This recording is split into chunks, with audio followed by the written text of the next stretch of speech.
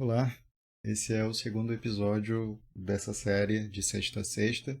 Eu vou estar tratando aqui do dia 15 ao dia 22 de abril de 2022.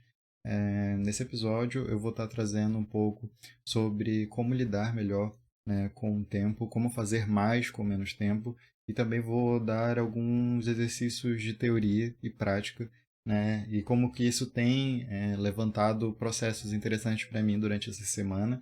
E também eu vou estar falando um pouco sobre essa problemática de como humanizar os nossos estudos, né? Principalmente como a gente começa a olhar todo esse processo de ensino de uma maneira mais humana, de uma maneira mais interessante, sem a gente ter que dificultar muito as coisas.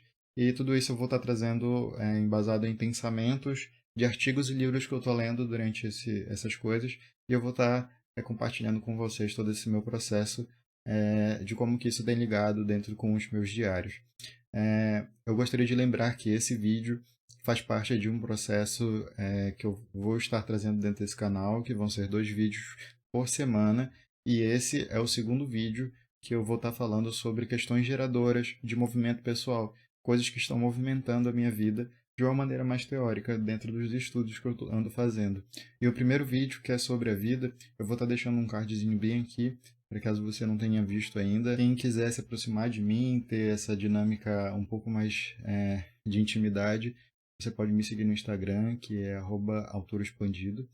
E eu vou estar também trazendo algumas dicas e falando alguns textos sobre não monogamia, que é uma coisa que está fazendo parte da minha vida e que eu ainda vou ter um tempo de talvez elaborar isso melhor e falar um pouco melhor. Mas no momento eu estou em um processo um pouco mais distinto, que vocês vão estar vendo dentro desse episódio. Na primeira parte desse vídeo, eu acho que tem muito mais questões, né, e também um pouco mais de direcionamento, porque tudo isso que eu vou estar falando aqui vai estar tanto incluso no que eu aprendi, né, com as minhas experiências e também umas questões muito mais teóricas de como lidar com isso e de como que eu realmente compreendi todo esse processo de aprendizado meu dessa semana, né? Como eu já falei, esse episódio ele vai ter muitas questões de estudo, um pouco de teoria, mas eu, como pessoa, tenho aprendido a lidar um pouco mais com a prática, a olhar tudo isso a partir de uma perspectiva de prática. Porque quando a gente olha muito para a teoria, acaba que as pessoas se perdem muito. E eu acho que pode se tornar muito mais fácil se eu falar um pouco sobre o que aconteceu, explicar um pouco as dinâmicas do que deu errado, do que deu certo e de como tudo isso funciona de uma maneira melhor. A primeira coisa que eu gostaria de trazer aqui, antes de começar assim a entrar com as questões mais teóricas, eu gostaria de trazer umas questões sobre definição de hábito, disciplina e também sobre rotina. Por que eu quero trazer isso para vocês? Porque, basicamente, hábito, disciplina e rotina está sendo um loop muito comum que eu estou passando agora nesse processo de compreensão daquilo que eu quero fazer da minha vida daqui por diante para eu começar a entender o meu processo de aprendizado. Por quê? Primeiramente, se você não sabe, o hábito é quando você quer criar uma coisa e essa coisa ainda está em processo. Quando você quer inserir essa coisa na tua vida e quer fazer com que aquilo se torne uma rotina, né? Mas só que é aquela questão, a rotina ela só é criada a partir do exercício do hábito. E o exercício, né, esse exercício, esse processo, ele só acontece se você tiver disciplina, né? E a disciplina é quando você faz isso incessantemente. Você não deixa de fazer, não esquece, não se dá desculpas, não deixa com que se quebre esse vínculo que você tem com esse hábito que você gostaria de criar e adicionar na tua vida. Quando a gente pensa nisso, a gente tem que começar a compreender que todos nossos estudos, todas as coisas que a gente produz, que a gente quer fazer, que a gente tem um sonho, tudo isso vai ter que passar por esse sentido. Porque a gente tem que aprender a lidar com uma coisa, de que o hábito, ele é uma coisa muito gostosa quando se faz na primeira vez. Mas quando há a segunda, a terceira, a quinta, quando a gente chega nesse primeiro mês que a gente manteve fazendo, é que a gente vai sentir que vai fazer a diferença. mas no primeiro e segundo, na primeira semana, talvez possa ser aquela que te deu muita força, mas mesmo assim pode ter te dado também muita vontade de desistir, né? E essa disciplina ela vai ajudar muito nesse processo. E o que eu aprendi, o que eu tenho para compartilhar com vocês sobre essas coisas? Primeiramente, é sobre estudo, né? Estudar para muita gente é bem difícil. E eu tenho começado a tentar entender como fazer isso se tornar uma coisa gostosa e prazerosa. Primeiramente, como que é o nosso processo de fazer algo e de terminar algo, né? Eu acho que uma das coisas que eu fiz, na verdade não é que eu acho, né? Eu tenho certeza, eu fiz, tá até aqui ainda, porque eu de vez em quando olho para saber qual é o lado do processo que eu tô, né? Em que lugar desse processo eu tô, porque a gente tem que olhar como que a gente começa e termina algo, né? Porque a gente é ser humano, às vezes a gente desiste de certas coisas, mas e aquilo que a gente fez realmente? Como foi o nosso processo de ter feito aquilo? E olhar, revisitar, revisar essas coisas é muito importante dentro do processo de estudos, porque a gente consegue entender como que é que a gente faz as coisas serem feitas, né? Como que é tudo isso? E aí, além dessas coisas, né? Além do processo de estudo, de começar e terminar algo, primeiramente também, nossa, tudo isso é muito importante. É, dentro disso tudo, como essas notas que a gente faz é feito, né? Tanto para livro, quanto para artigo, quanto para mídia digital, vídeo, palestra, aula. Como é que tu faz essas notas para cada uma dessas coisas? Quando a gente começa a problematizar e olhar tudo isso, a gente começa a compreender como que é o nosso processo de estudos. E, gente, se você quer fazer um hábito muito bom para te começar a estudar, para te começar a gostar de estudar, você tem que ter, primeiramente, a disciplina de tornar uma rotina revisar as tuas notas, revisar o teu processo de estudos. Isso está sendo para mim a coisa assim mais importante que eu aprendi durante essa semana, porque era uma coisa que eu não fazia. E aí eu vou trazer para vocês de como isso foi, como que eu aprendi isso, né? O livro que eu aprendi, inclusive eu vou pegar aqui, foi nesse aqui, né? O livro se chama Técnicas Profissionais para Memorização.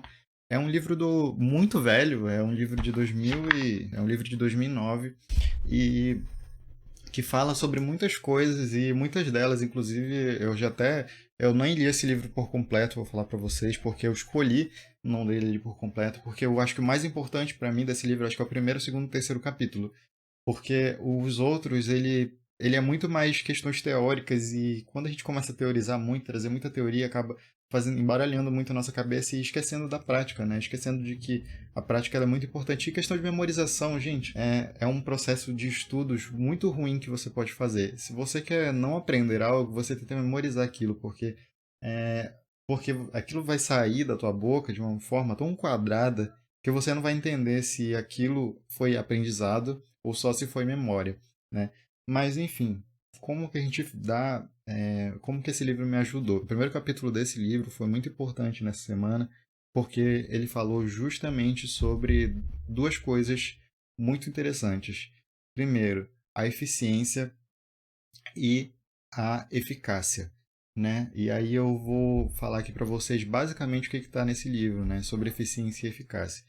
Ele fala que ser eficaz é atingir objetivos, né, produzindo um efeito desejado, né? Quando você é eficaz, você atinge esses objetivos e você produz um efeito desejado, né? Ele é basicamente o teu objetivo em fazer algo. E ser eficiente é um método que você usa para fazer as coisas de uma maneira rápida e eficiente. Então, fazer algo exige tempo, né? O tempo ele é muito precioso para todo mundo. Hoje em dia, é como o ditado "tempo é dinheiro" nunca foi tão verdadeiro, porque a gente precisa de tempo para fazer as coisas e acho que a primeira coisa que nós temos que compreender dentro do processo também de aprendizagem é como a gente gerencia esse nosso tempo, né? Esse tempo individual. Primeiro, né? Quanto tempo você tem realmente para estudar? Quanto tempo você realmente pode pegar da sua vida para sentar numa cadeira e olhar toda aquela documentação, tudo aquilo que você já produziu, todas aquelas coisas e realmente fazer algo com aquilo. Tirar proveito dessas coisas, encontrar importâncias mínimas assim, em cada uma dessas coisas. Existem programas e sites que fazem com que você, programas, aplicativos, né, sites e tudo mais para fazer com que você consiga organizar tudo isso de uma maneira melhor.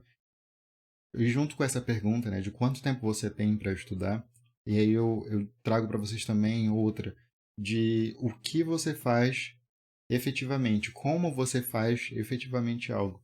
E listar essas coisas de que você faz, né, durante o teu processo de estudos e durante o processo de anotação.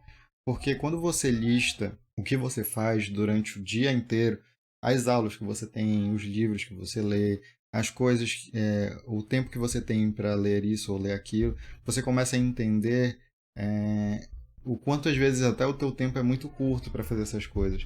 E aí eu vou falar para vocês, ter tempo curto também é uma coisa que a gente tem que começar a lidar.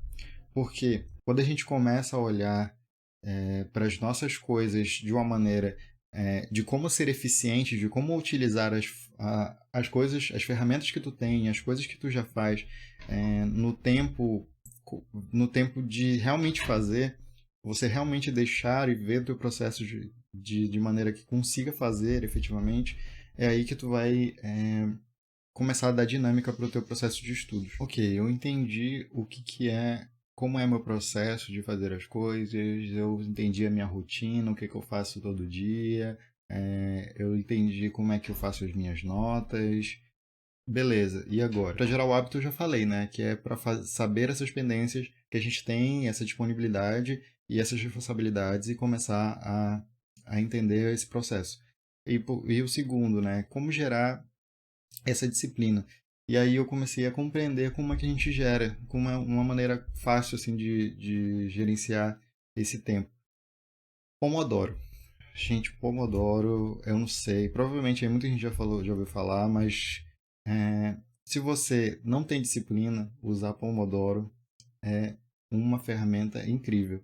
Por quê? O que o Pomodoro é, se você não sabe? É você olhar que você tem 45 minutos, pegar um Pomodoro, coloca 45 minutos, você sentou na cadeira, você não sai por 45 minutos.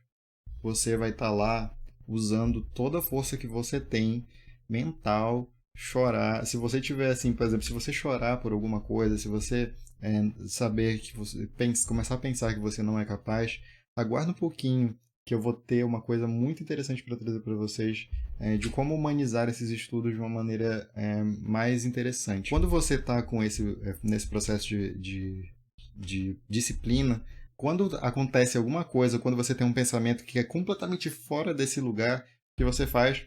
Anota, né? Você vai lá, anota, mas continua a sua tarefa.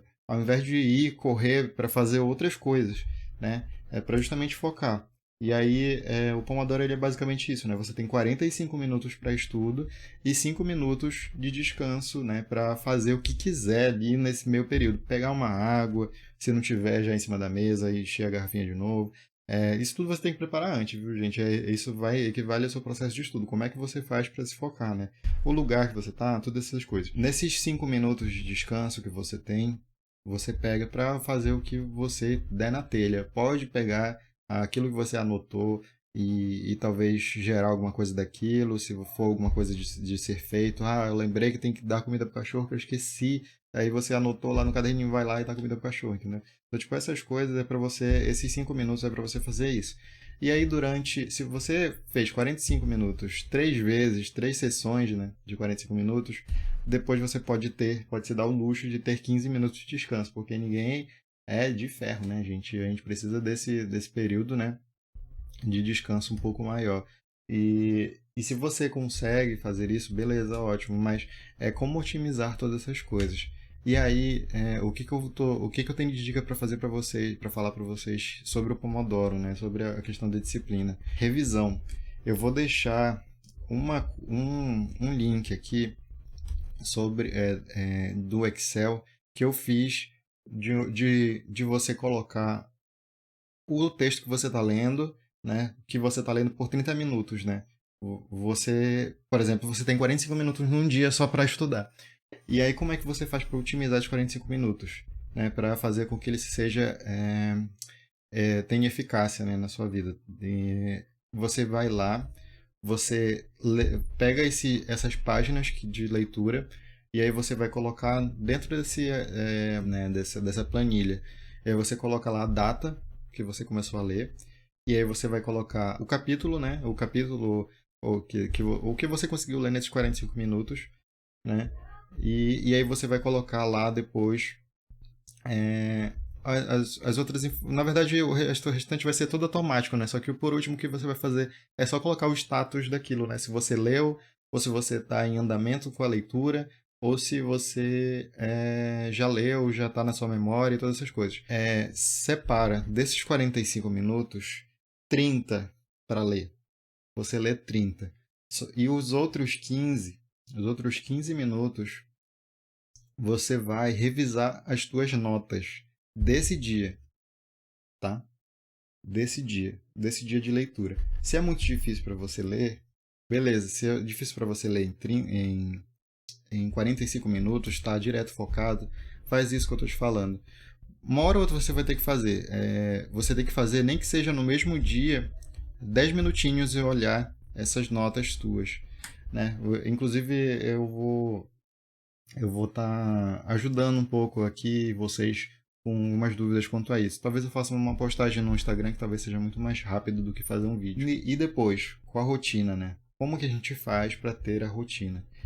E aí a rotina ela é gerada a partir da disciplina, né? A partir do tempo que você faz sem deixar de fazer. Tá todo dia se responsabilizando para estar lá fazendo esse cronograma, né, que eu vou deixar aí, que eu estou dizendo para vocês. Depois de tu gerar tua rotina, tu vai entender que é necessário constância, que é necessário também adaptação, né? Você vai ter que se adaptar para entender o teu dia a dia, para compreender o que durante esse dia você vai precisar ajustar de acordo com aquilo que tu necessita, né? E por último, problematizar. Né? Problematiza o quanto que você puder da forma que você anota as coisas, da forma que você marca as coisas num texto, da forma que você... qual que é seus critérios, tudo isso. Eu queria simplificar demais essa segunda etapa, porque é muito de acordo com as coisas que eu estou lendo, né? É muito de acordo com aquilo que eu ando lendo durante essa semana. Colocando aqui um pouco, um parêntese, né, para falar por que eu estou estudando sobre essas coisas, né? Eu estou fazendo uma disciplina de estágio, e esse estágio é no ensino médio. E eu estou tendo um processo de estudos muito grande para compreender, né, ensino médio e EJA, para compreender como que é o meu processo de ensino e como que eu vou ensinar as pessoas a fazer as coisas acontecerem. Isso daqui também é uma experiência, né? Também é uma experiência de fazer com que eu ensine as pessoas de uma maneira mais interessante, né, e humanizada, para que eu consiga trazer o máximo de pessoas para compreender a forma como elas estudam. E o que eu estou aprendendo durante essa semana de humanização de estudos? Como que a gente faz, quanto pessoa, para adaptar os nossos estudos para uma coisa mais prática, para uma coisa da teoria para a periferia. Eu anotei, inclusive, isso para falar, porque como que a gente faz para ensinar algo para alguém de forma com que todo mundo entenda? Né? O processo de aprendizado ele se torna muito elitizado. Né?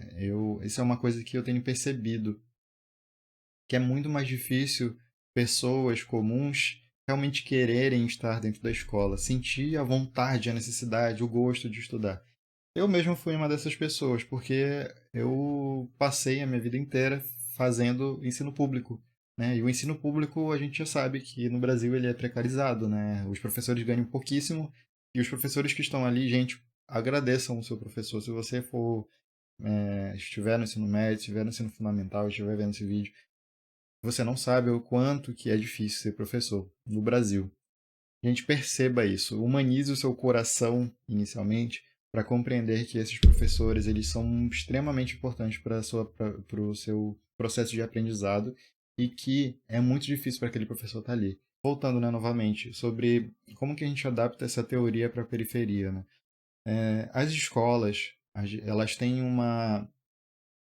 um método que assim, já existe há muito tempo e que ele só é repetido, repetido, repetido. E a gente tem, quanto professor, dessa nova geração, o papel de fazer com que isso não aconteça mais, né? E esse método é o seguinte, é o passar assunto, né? O método é o método tradicional, é passar assunto, explicar o assunto e o aluno que se vire, entendeu? Esse é um método que alguns professores fazem e esse é o método que faz com que alunos não gostem de estudar, né?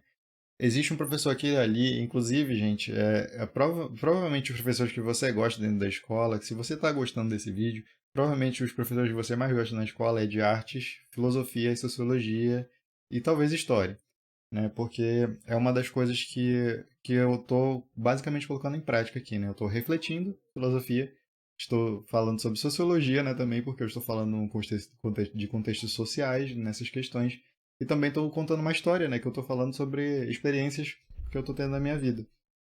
Então, quando um professor ele está com esse papel dentro da escola de colocar o aluno como menor que ele e só passa o assunto e não se importa com o aluno, esse professor, ele, nesse sentido, ele está tendo um método de ensino tradicional, né? E isso, gente, você vai encontrar em todo lugar, né? E aí eu vou dar aqui, por exemplo, da universidade, né? Eu dei o exemplo da escola, vou dar o exemplo da universidade.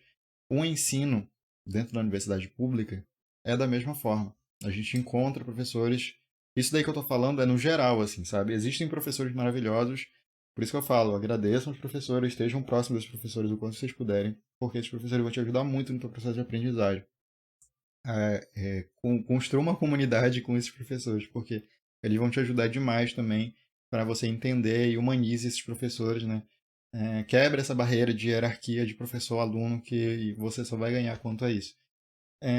Dentro da universidade a gente tem justamente a mesma coisa, né? Que é o ensino, né? A gente tem que começar a entender o ensino e essa opressão que o professor dentro da universidade faz no aluno por ele saber menos que ele, né? E aí a gente entra novamente nesse lugar de hierarquia, né? De querer colocar o professor como tenha o pensamento, um, uma forma de ensino dele é melhor do que a do aluno dele, né? De o aluno que se vire novamente, né, para aprender. Enfim, tá, como que a gente resolve tudo isso? Por que que eu estou explicando, falando todas essas coisas? Como que a gente adapta na prática isso? É justamente o que eu estou estudando essa semana. Eu vou estar linkando aqui os artigos que eu li durante essa semana e os livros aqui no comentário, eu já falei. Então, depois não precisa ficar perguntando aqui, né? O que que a gente precisa fazer? Vou falar sobre duas pessoas extremamente importantes nesse processo de aprendizagem, que provavelmente alguns já devem ter ouvido, um deles, provavelmente, e o outro é bem mais específico da minha área, que eu vou estar trazendo aqui justamente para trazer um outro enfoque de ação, né? Esse autor se chama Paulo Freire. Oh. Paulo Freire, né? Para quem é da área da pedagogia, está cansado já de ouvir esse nome. Mas o Paulo Freire ele tem um estudo super importante dentro do processo de ensino e de educação que se chama a pedagogia do oprimido, né? Eu vou explicar já já sobre isso, mas eu vou falar primeiramente também sobre a segunda pessoa que também fala sobre o mesmo assunto, né? Sobre a opressão, né? No caso dele é o Augusto Boal. Augusto Boal ele fala sobre o teatro do oprimido, o que é baseado nos estudos que ele teve com Paulo Freire, com Paulo Freire não, desculpa, com os estudos do Paulo Freire e as práticas que ele teve dentro do Teatro Arena, né? E qual que é o processo? O que faz com que a gente compreenda isso como tão importante dentro do nosso ensino, né? Como que a gente faz isso acontecer na prática, da teoria para a periferia? Paulo Freire, gente, com o Paulo Freire e o Augusto Boal, com a questão do oprimido, né, com a questão de como lidar com o oprimido, é muito sobre deshierarquizar o ensino, né? É sobre entender e perceber dentro do contexto do processo de aprendizado onde há opressão.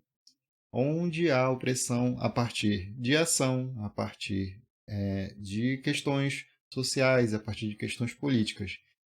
Quando você é uma pessoa que compreende o seu processo de que você está sendo oprimido, né, você começa a, a ser uma pessoa que está mudando a perspectiva de oprimido e compreendendo o seu opressor. Quando a gente entende o nosso opressor, a gente começa a se juntar, se comover para lutar a partir disso, né? Mas qual que é o processo de lutar contra a opressão, né? Quando a gente percebe essa opressão. Aí eu já explico para vocês. Dentro disso, né? Dentro da pedagogia de Paulo Freire e dentro do teatro do oprimido, né?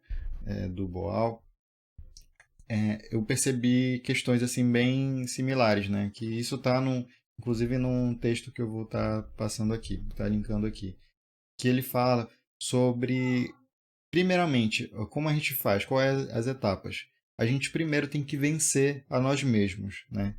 Compreender essa opressão é o primeiro lugar. Quando a gente compreende essa opressão, a gente fica com raiva, né? A gente fica com vontade de fazer algo quanto a isso. Então, nós percebendo a opressão, a gente faz isso. Mas, quando a gente vence isso não acaba aí. Quando a gente vence esse lugar, a gente começa a passar por um outro lugar muito mais interessante. A gente vence a nós mesmos em comunidade, né? A gente começa a vencer esse nosso lugar de opressão em comunidade. Por quê? Dentro da comunidade, dentro da vida social, a gente costuma hierarquizar as pessoas, né? A gente costuma achar que as pessoas, essa pessoa sabe mais que eu, essa pessoa é mais inteligente que eu, ela sabe mais que isso e aquilo. E o processo de ensino, né, de compreensão da vida, né, desses dois pensadores é o seguinte: é que todos nós somos inteligentes iguais, mas que nós fomos oprimidos socialmente, politicamente, dentro da nossa vida, de uma forma com que essa nossa capacidade de entender ou de compreender aquele assunto não aconteça, não exista, né? Então, não existe alguém que não seja inteligente.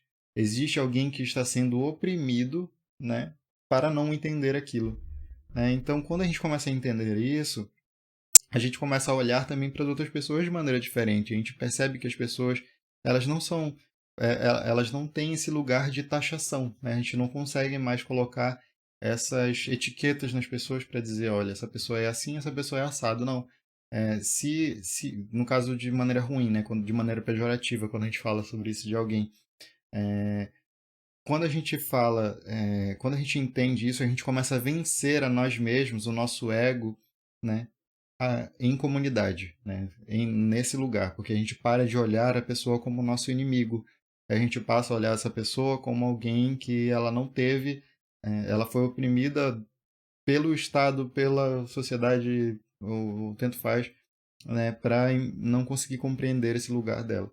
E aí, quando a gente vence esse lugar, quando a gente vence essa capacidade, de etiquetar as pessoas, a gente começa a se unir com essas pessoas. A gente começa a compreender em comunidade tudo isso.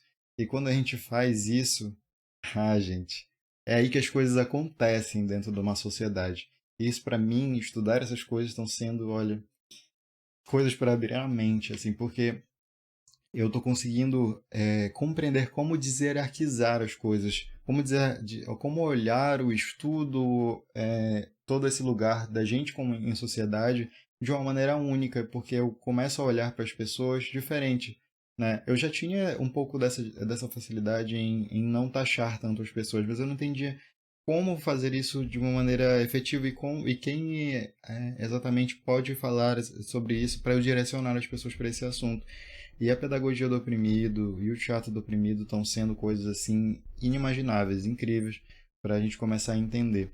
É muito interessante a gente começar a vencer juntos o conhecimento, a vencer juntos essa opressão e entender o nosso opressor, porque a gente precisa estar juntos para comemorar juntos certas conquistas.